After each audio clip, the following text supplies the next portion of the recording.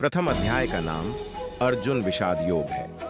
वह गीता के उपदेश का विलक्षण रंगमंच प्रस्तुत करता है, जिसमें श्रोता और वक्ता दोनों ही कुतूहल शांति के लिए नहीं, वरन जीवन की प्रगाढ़ समस्या के समाधान के लिए प्रवृत्त होते हैं। शौर्य और धैर्य, साहस और बल, इन चारों गुणों की प्रभूत मात्रा से अर्जुन का व्यक्तित्व बना था और इन चारों के ऊपर दो गुण और थे, एक क्षमा, दूसरी प्रज्ञा।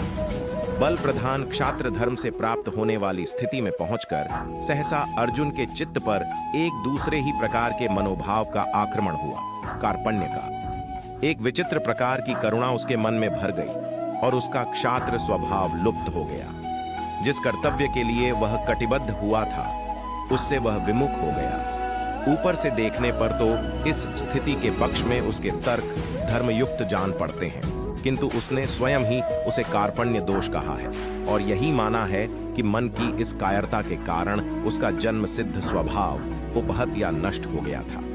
वह निर्णय नहीं कर पा रहा था कि युद्ध करे अथवा वैराग्य ले ले। क्या करें, क्या न करें, कुछ समझ में नहीं आता था। इस मनोभाव की चरम स्थिति में पहुंचकर उसने धनुष बाण एक ओर डाल दिया।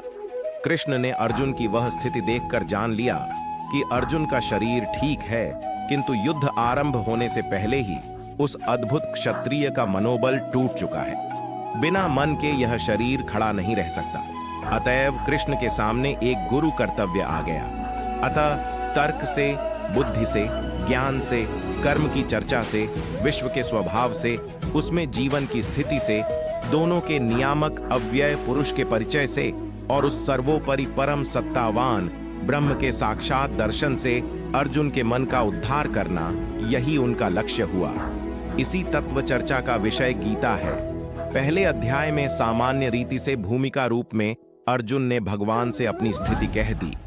प्रथम अध्याय में दोनों सेनाओं का वर्णन किया जाता है।